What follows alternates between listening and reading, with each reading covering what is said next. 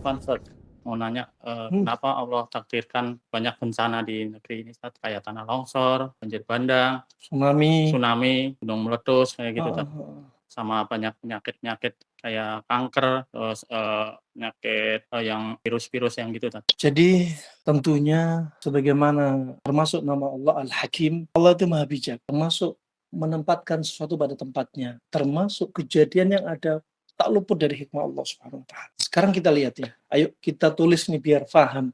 Wabil mithal yattadhih al-maqal. Dengan misal, permisalan yang kita tulis, biar apa yang disampaikan pesan-pesan itu kita bisa paham.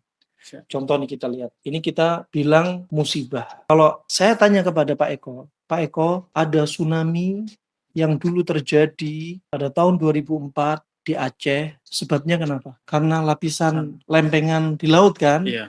Oke, sebabnya lapisan atau lempengan.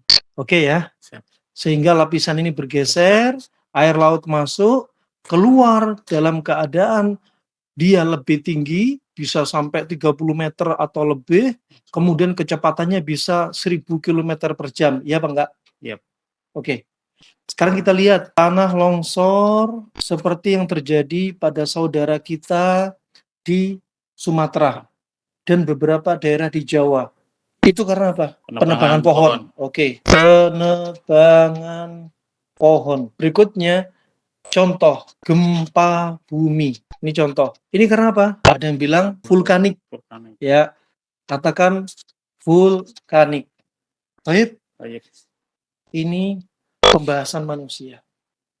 Sekarang kita lihat lapisan bergeser atas kehendak siapa? Siapa yang nyuruh untuk menggeser lapisan? Allah. Siapa yang dikirim oleh Allah? Para malaikat untuk geser lapisan. Allah berfirman, "Wa ma ya'lamu junuda rabbika illa hu." Enggak ada yang tahu jumlah pasukan Allah dari malaikat kecuali Allah sendiri. Antara mereka bahkan enggak tahu. Di sini tanah longsor, penebangan pohon. Iya memang tingkah laku manusia, tapi atas kehendak Allah enggak? Ya, atas kehendak Allah. Gempa bumi, vulkanik karena gunung, karena Allah enggak? Karena Allah.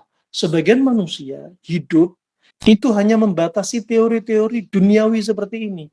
Tapi kenapa nggak dikaitkan dengan kehendak Allah? Allah menginginkan apa dari bencana ini? Ini yang manusia kadang lupa. Berhenti hanya di teori dunia, tapi nggak kembali kepada Allah Subhanahu wa taala. Akhirnya ketika dikasih musibah, kapan manusia bisa berubah? Kalau yang dipikir itu dunia, tapi nggak luput apa? Nggak dibahas di sana, dijamah tentang kehendak Allah. Sekarang sakit. Ada orang kena infeksi, virus, bakteri, jamur, patogen. Oke? Ada yang berikutnya, ada orang kena gagal jantung. Ada yang gagal ginjal. Ada orang kena kanker. Kanker katanya karena oksidan. Ada yang karena dendam dan perasaan. Siap? Taib. Ini virus, bakteri, jamur, bukankah sama dengan teori bencana? Sama nggak? Sama. Jadi virus, bakteri, jamur, bukankah itu hanya ilmu dunia? Sama nggak? Sama. Sekarang ini, apa kehendak Allah dari manusia diserang virus? Ada yang juga non medisnya, ain, kena sihir, kena serangan jenazah. Gak luput dari apa? Masyiatullah. Gak luput dari kehendak Allah. Mau bencana, mau dibilang teori dunianya seperti ini, dari gempa bumi, tanah longsor. Ini teori dunia. Kita nggak boleh stop di sini. Ada kehendak Allah. Seperti orang kena virus, bakteri, jamur, ini hanya penelitian menurut laboratorium, hasil lab ini dan itu. Gak luput dari kehendak Allah. Apa yang Allah inginkan dari ini semua? Gak luput, kata Syekh Sulaiman Ar-Ruhaili, dari 3 hal. Ini gak luput dari apa? Kita lihat. 1, gak luput dari yaitu apa? Pengingat bagi siapa? Kita yang lalai. Dikasih rezeki kesehatan, tapi sibuk perkara mubah. Yang hiking, touring, fishing, mancing, traveling, yang sibuk kuliner, sehat, tapi nggak pernah datang majelis ilmu. Yang sehat, subhanallah, nggak melangkahkan kaki ke masjid. Dikasih penyakit, biar dia ingat. Baik, itu yang pertama. Yang kedua, sebagai apa? Sebagai penggugur dosa. Penggugur dosa. Ini yang kedua. Penyakit, bencana, musibah, itu ngugurin dosa orang yang terdampak musibah, bencana. Biar apa? Biar mereka digugurin dosa, biar menghadap Allah tanpa dosa. Itu yang dilupakan. Yang ketiga, apa fungsinya? Sebagai apa? Pengangkat derajat. Orang yang wafat karena musibah dan penyakit tadi ingin diangkat derajatnya oleh Allah Subhanahu wa taala. Makanya selalu husnudzon kepada Allah Subhanahu wa taala. Ya, sekarang kalau bilang kena musibah, kena penyakit, dibilang apa? Allah itu zalim, Allah itu nggak adil. Ini kata-kata mujrim. Dia sungguh berani sama Allah. Jadi, ya, bayangin, Allah itu punya sifat adil. Ketika kita dikasih penyakit, ada saudara kita atau diri kita karena musibah, bencana, Allah nggak zalim. Justru keadilan Allah. Ya, Ya, keadilan Allah Allah, Subhanahu wa taala. ya. Allah nggak zalim. Bahkan Allah Subhanahu wa taala berfirman dalam surat Al-Ankabut ayat 40, "Wa ma kana Allah liyadzlimahum walakin kanu anfusahum yadzlimun." Allah itu nggak pernah berbuat zalim, tapi diri mereka yang berbuat zalim.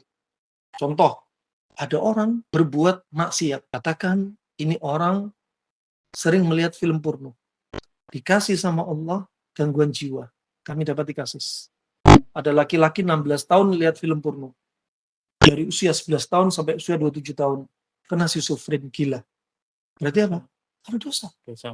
Nah, berikutnya ada wanita permisi kena varises rahim dan kena tumor di permisi di misfinya. Setelah kami tanya, memang kalau kita lihat mungkin teori dunia, oh ini karena ada sumbatan, oh ini karena ini dan itu. Ternyata efek dari dendam dan marah dia kepada pasangannya. Dia sering menolak ajakan suaminya di malam hari. Berbulan-bulan. Allah kasih iqab. Untuk apa? Ngugurin dosa dia. Ya, hari ini kami dapati ada laki-laki kena apa? Kanker testis. Masih usia 24 tahun. Kita nggak bicara makanan. Makanan ternyata nggak terlalu bermasalah. Ternyata hobinya dia onani, permisi akramakumullah. Kemudian sering lihat film porno. Berikutnya sering bentak bapak ibu. Sekarang subhanallah, ini yang harus diraba. Ya, Pak, dosa-dosa termasuk bencana juga gitu. Kita harus cari apa dosa yang sudah kita lakukan sehingga Allah kirim bencana. Kenapa kita sakit? Virus, bakteri, jamur itu hanya teori dunia dan hasil lab menunjukkan demikian. Tapi ada sebab. Hakikat sebab hati kita yang sudah sakit. Halla bal rana ala qulubihim ma kanu yaksibun. Sekali-kali tidak. Hati kita kalau dipenuhi dosa, ini sudah beracun gara-gara perbuatan dosa kita. Kalau hati sudah beracun, tubuh semua rusak. Makanya di antaranya Allah berfirman dalam surat Asy-Syura ayat 30, "Wa ma asabakum min musibatin fabima kasabat aydikum wa ya'fu an katsir."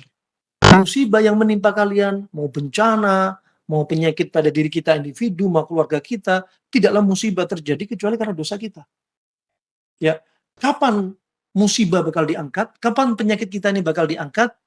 Sebagaimana Allah sebutkan dalam surat Ar-Ra'd ayat 11, "Innallaha la yughayyiru ma biqaumin hatta yughayyiru ma bi anfusihim." Allah nggak akan merubah kondisi suatu kaum sampai dia merubah diri dia sendiri. Ini dia berbuat apa? Dosa, dikasih penyakit.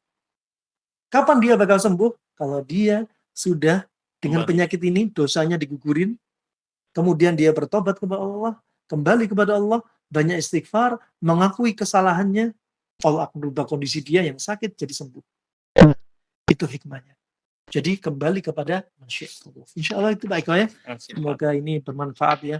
Orat-orat coretan ini walaupun sedikit, semoga menjadi pemberat timbangan kita di mizan hasanatina. Ya. Antum gas Tangerang kan? Siap. Kita ke Bogor. Yuk. Sampai dulu. Assalamualaikum. Waalaikumsalam warahmatullahi wabarakatuh.